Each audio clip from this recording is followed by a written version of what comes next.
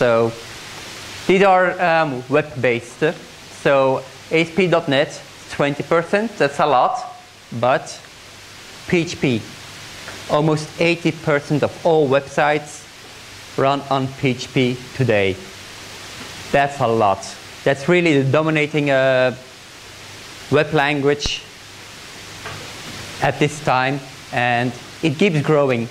Last time I gave this talk, it was 74%, so we increased with another 4%. And I think it will be keeping increasing because PHP is open source, and it's a really mature language.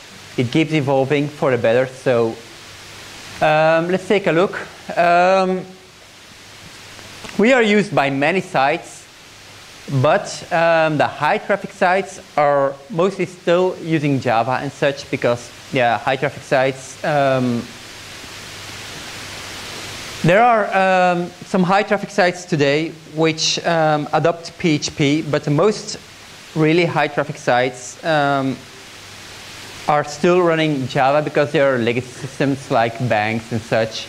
So they use other technologies. But the PHP version adoption, this is something that's really interesting. We can safely say that everybody has switched to PHP 5. So that's a whopping 96%. All the other versions are literally dead. I don't know what's still here, but I think it's really, really, really old code, or maybe some banking which doesn't trust changing their code. If it works, don't fix it, don't change anything. Now, PHP 5, we've still got PHP 5.2 running. I don't understand that. PHP 5.3 is out for a long, long, long time. PHP 5.4 has been released in stable version last year, March. So it's 1 year old. It's got huge, huge, huge benefits in performance, in language constructs, in a lot of things. But if you are not yet ready to go to 5.4, all systems, all systems do use, all Linux distributions already have 5.3 running. So I don't see any real use case why you would have still running 5.2, but clearly we still do that. So why is there a slow adoption for PHP 5.4? Mainly me, myself, I blame you guys. You have to push. Your boss, your team lead, your team manager, your CEO, your CTO, I don't care. They are not as technically advanced as you guys. You know your shit. You should push your shit. You would have to say, no, 5.4 or 5.3 has huge security benefits, has huge performance benefits. We need to adopt. So mainly, it's you. You can blame it to shared hosting, but in the end, you choose that shared hosting. You can switch to a provider who does give it to you. The companies refrain from updating stable systems or distributions. Well, not really. You can push. Maybe not in 1 hour talk. Say, hey, Mr. Boss, please update. No, you have to nag day after day, and eventually you will win. So why would you adopt? Like I told before, there's more stability, better security, there's a better engine, garbage collection, memory performance has a really, really, really, really, it jumped with a difference between 5.3. I'm not even going to talk about 5.2, but 5.3 and 5.4, your memory consumption and CPU consumption, it's off the charts. It's almost half, or sometimes even 10 times as fast or 10 times less consumed in memory than 5.3. So there are also new language features. And because of the new language constructs, we also have more and better ways to write elegant code. So we're going to take a look at that today. So in PHP 5.4, we have an array short notation. And what that actually means is just a JavaScript syntax. We don't have to write array anymore, colon, and stuff like that. We can just make square brackets and write our array.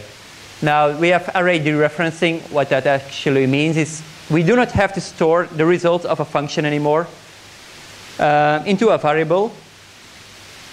And then that variable is an array which we can access. No, we can immediately access the values from which are returned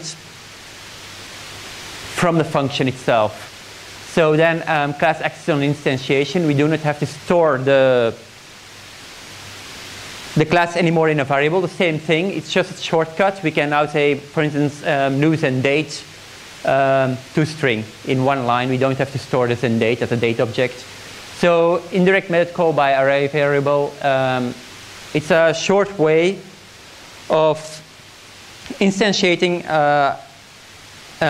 calling a method from a class with the use of an array. Like I said, we have huge CPU benefits with 5.4. Engine processes your object-oriented code a lot faster. We have language constructs which will just put an echo. This will write. You don't have to do open PHP notation and say echo the variable. You can immediately do echo and open PHP in one notation. And we've got a JSON serializable interface and a lot more. But today we're going to talk about traits. So what are traits, and for what is it a solution? Well, we all write code on a daily basis. Most of us do. And the problem we face today is that we write nice code, and we write that code, we put responsibility in each class, and we try to separate the responsibilities of our code in separate classes. But sometimes we want to have a piece of code which is the same in each base class, but we do not want to extend from one master class. So for instance, this one, we have a template path stack which has a set options function. This is something which is done in a lot of pieces of code. Now this is a part of Zen Framework 2, so we have set options. It's going to be taking a look at whether it's an instance of traversable, whether it's an array. If it's not, then it will throw an exception. If it is one of those two, then it will loop over the options and set the keys individually. So by setting the keys, we are using the method set option, which is just a huge switch statement. Then we have another class root broker, which is exactly the same code. Well, not really exactly. There are some minor differences. Why? Because they want to implement the same thing, but another developer did it. But it's exactly the same thing. We still have array options, traversable, throw it, but this time the message is a little bit more advanced. Previously, we just said expects an array or traversable. Here we say received what kind of stuff we received. So it's exactly the same. And we do not have a set option method like we did before. We just have the for each embedded into the set options method. But all in all, it's exactly the same code. So we're repeating ourselves over and over again with small differentiations, which is a lot of hassle. It's not clean. We don't have one uniform way of doing it. So what's the problem? We have code duplication. Now, how are we going to handle it? Yeah, we can have multiple inheritance. That would provide the set options in all child classes needed. So multiple inheritance would be that we would extend multiple classes. Well, in PHP we can't. So why not? Because it would introduce the diamond problem. Which method would get precedence over the other one, and which is more important? The logic would not be able to choose. So that's not an option. So PHP 5.4 solves that problem by using traits. Traits would set the options in all classes that would use traits. Now, that eliminates the diamond problem. let's take a look at how it works. Traits, like with a class or an interface or an abstract class, we use a keyword. In this case, it's trait, and then we just name it. So we call it. Here we define the trait options, and we just put the piece of code we want to have in there. In this case, just check, then the for each, and the additional method set option. Now, the class template stack would use the option trait with the keyword use. So you import that piece of code inside this class at compile time.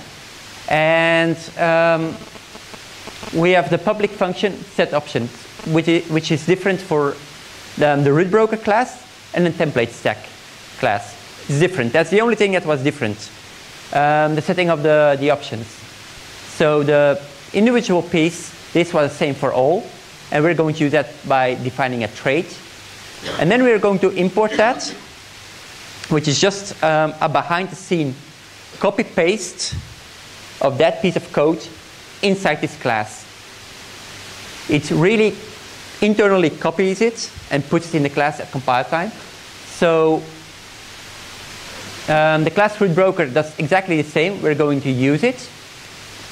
And we specify the options we have here. And then we can just instantiate the root broker, set the options, and we're done. So that is traits. An elegant way to reuse your code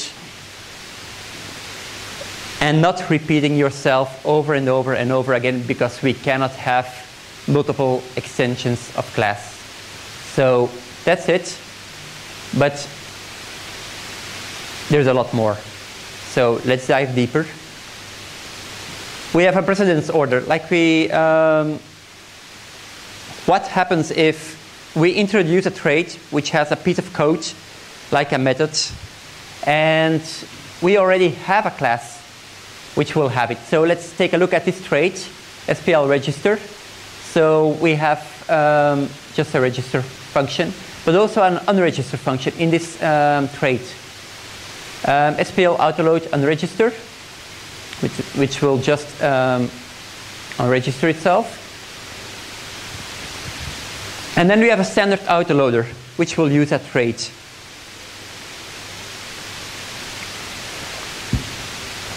This class, however, already has an unregistered class and unregistered method, and we're going to use it. Which one of the two is going to use? It's going to use the trait one, or is it going to use the class one? It's going to use the class one, and not the one from the trait. So this is actually quite nice, because then you know when you define something inside your class, it gets overwritten. It doesn't get overwritten. Same with if you extend a class, you can override your parent its method. And same with traits. So, but what happens with an inherited member from a base class? And we're going to insert it by a trait. So let's take a look. We have a standard autoloader. Then we have a class myAutoloader, extends the standard autoloader. So now we're having myAutoloader extending another class. This class already has an unregistered method, and we're going to use it. Now it will unregister. It will use the trait one, and not the parent class, its method. Why? Because this one has the trait injected, copy glued at compile time. So it's actually there. The piece of code is actually here before extending the standard auto class. So it will just override the base class. Now let's take a little. Let's go a bit further. So if we do not want to override the base class its methods by putting an import, now how can we do that? we can have a class standard autoloader, exactly same as before. But now we say the unregister from the standard autoloader needs to be used instead of the SPL register. So that way you can say which piece of logic has to be used at a time. So here we explicitly say, please use the unregister methods from the standard autoloader class. And if you run it, it will throw the runtime exception. So there's a lot of flexibility. You can override certain behaviors by using the instead keyword. So does it support multiple traits? Yes, it does.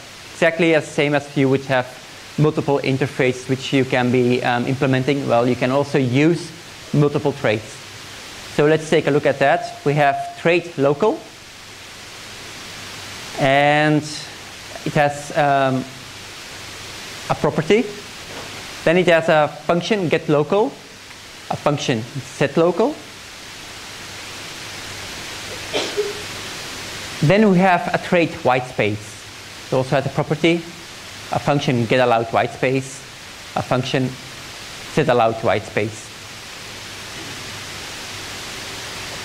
We have a class alpha.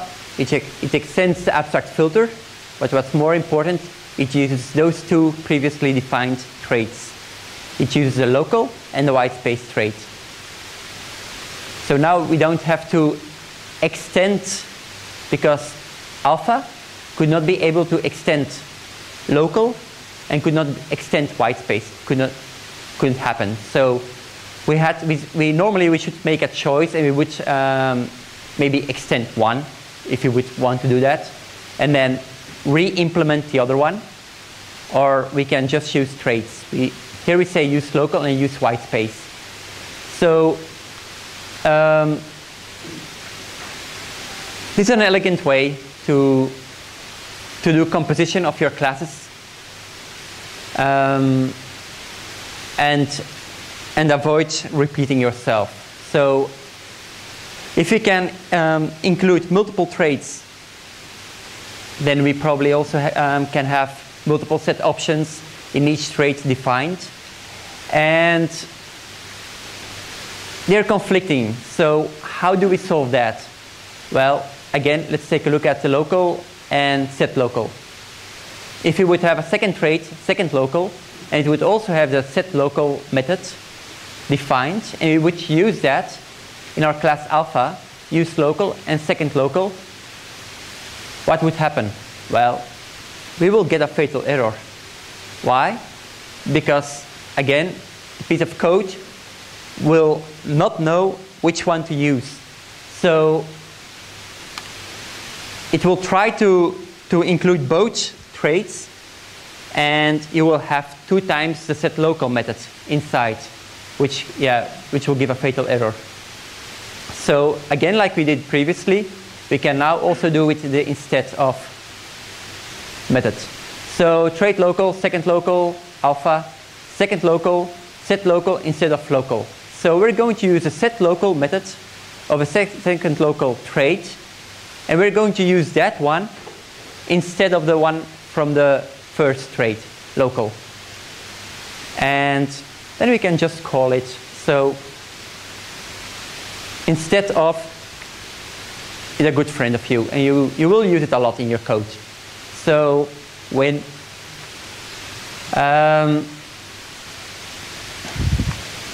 but it goes deeper.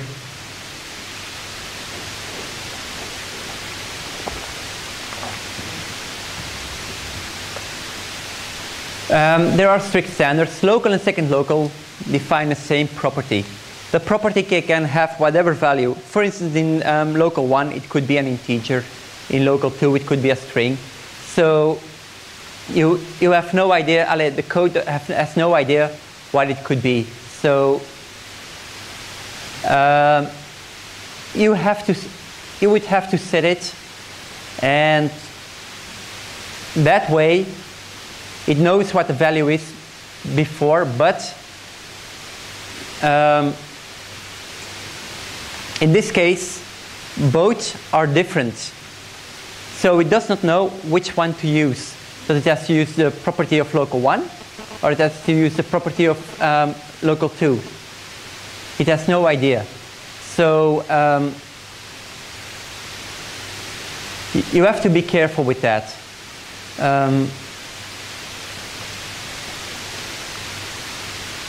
Then the static properties, they are not binding to the trait. So if we are going to use statics, again, because it's copy-pasted code at compile time, the static variable, which if you would in a normal class situation, you would just set, then it would be set for all children which extend that base class. So it will be set for all. Now in this case, it will not, because there is no base class with traits. It's just a copy paste. So we have the get local, return self local, and we have the class alpha, return self local. So let's take a look at that. When we do an alpha set local, first the initial one, the static, is set to English US. If we set it, then it will be an LBE. The same here, because it's just the static which is being copy-pasted here. But if we have multiple ones, let's take a look. Okay. Yes, if we have multiple ones where we say we have alpha and we have beta. So beta uses the local, alpha uses the local, so we both have access to the static public local English US. If we're going to set it in the alpha object, it will not be set into the beta object. Why? It's not like class, you don't extend something. Again, it's copy-paste inside. That's something you really have to understand. Once you understand that, using traits is not that difficult and it's not that hard, and it actually makes a lot of sense. So, aliasing. It's useful to replace the parent construct, because when we take a look at this trait, for instance, where we have a dispatch, request and response, and we're going to use an abstract class which uses the dispatch trait, but we do not want to override this method, which is defined in the trait. Then we can say use the dispatch method and rename it to another name. So in this case, we just rename it to dispatch trait. In real life, you would want to name it to something else, but it's just for just to indicate that you will be using the trait of a dispatch. So you can say this dispatch trait request response. So both methods will still be available. You will not override the other one.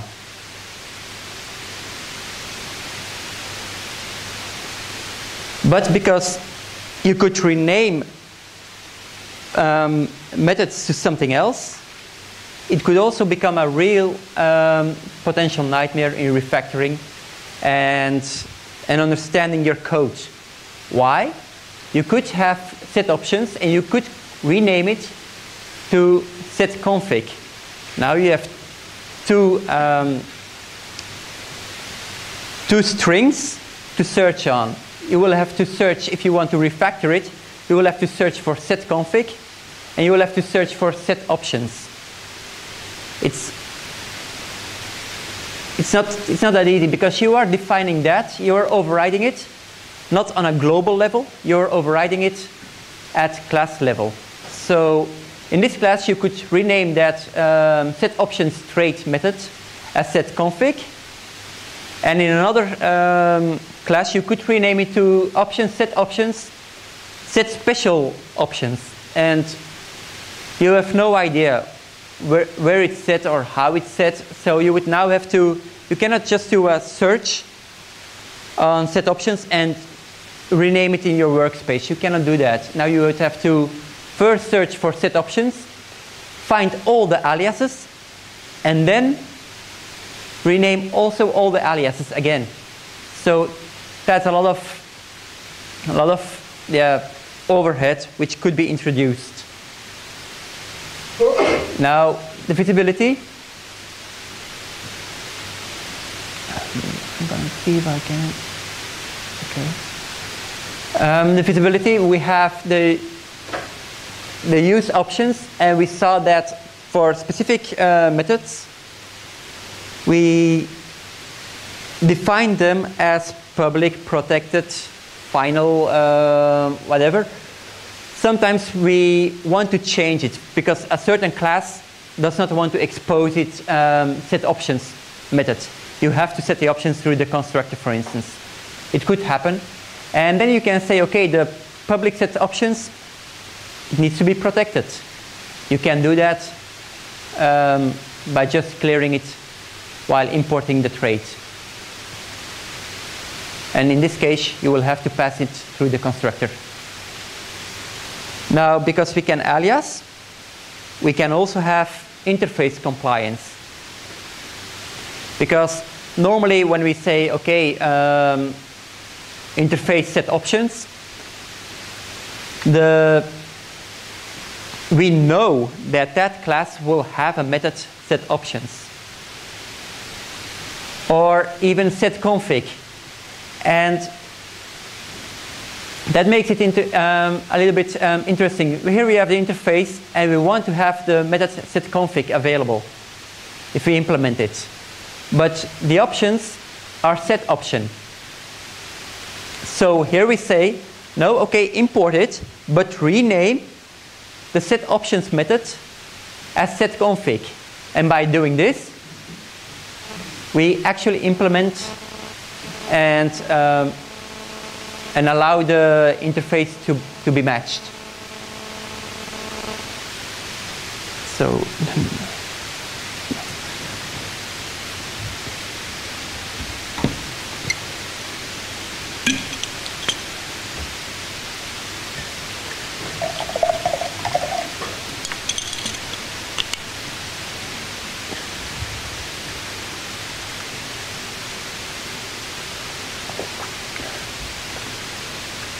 okay, instance of. Can we use instance of? No, we cannot. You cannot make a check whether a trait has been implemented like with an interface. You cannot. It's just a piece of code. It gets imported, and there is no way of checking it. You can check for an interface, but you cannot check for a trait. So that's something you have to also be aware of. Would you want to do a check on a trait? No, actually not, because you can do aliasing. So if you would say this object template stack, is it an instance of options? And it would say yes. It would say true. Then that would not mean that you would have to use set options as a method, because it could be renamed as set config. So let's take a look at abstraction. If you want to set an abstract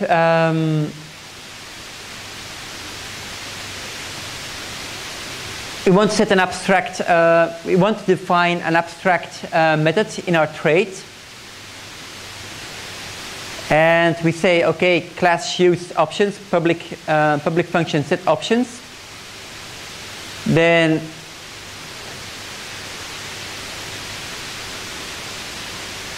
that will not work.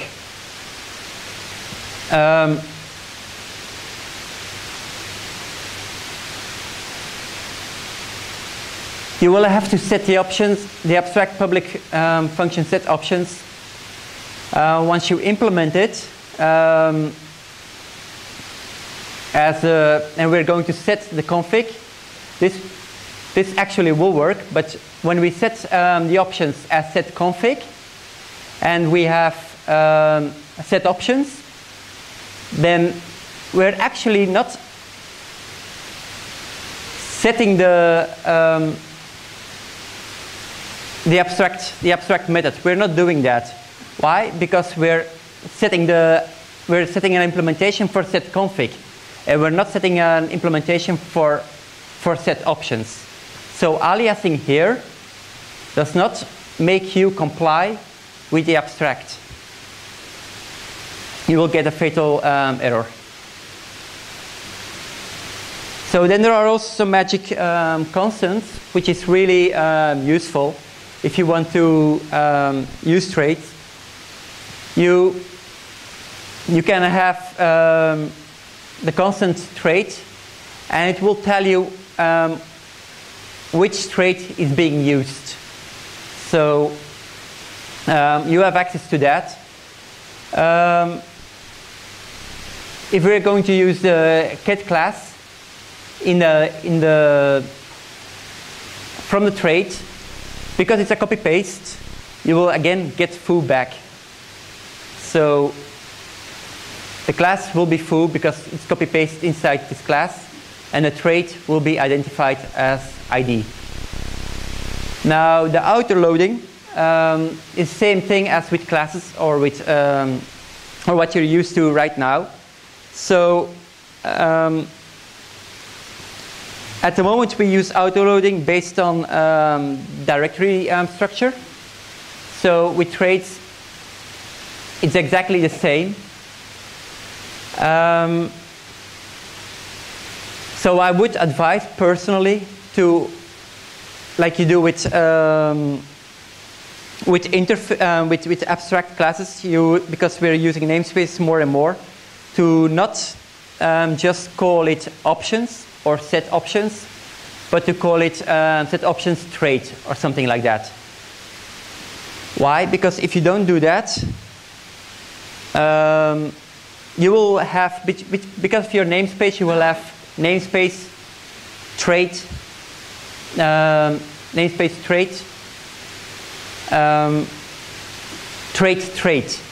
namespace whatever, trait, and that's not what you want. You want to have trait, set options trait. So that's something you would have to take into regard. And I just got a closing signal, so some good things I want to review about traits. It removes a lot of code duplication. It helps in keeping your code a lot cleaner. Also the maintainability is a lot better because you do not repeat yourself. You don't differentiate between different small implementations. Aliasing, it works for the interface, so you can always comply.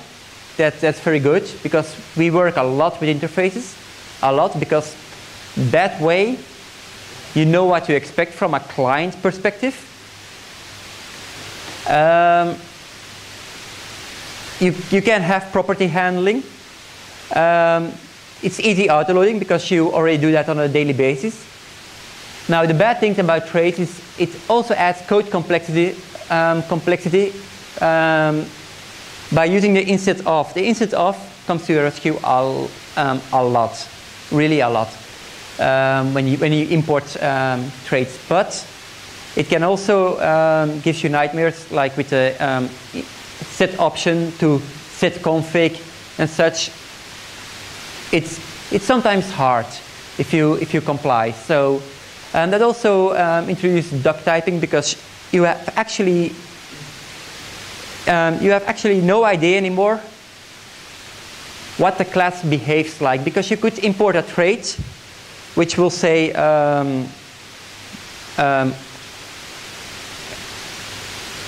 quack, for instance, and into a car object, and the quack method will still be available, but so your car will start acting like a duck, and yeah, that's not nice.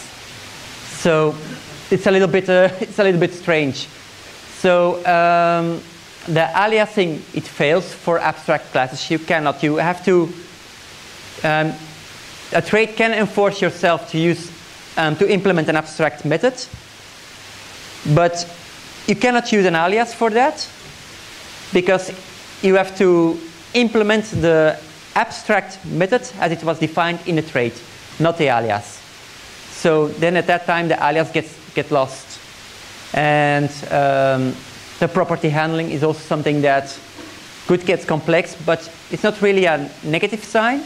It's just a part of bad design decisions, because you should be aware of what your property initially is set to. So it's best to always use the setters and the getters.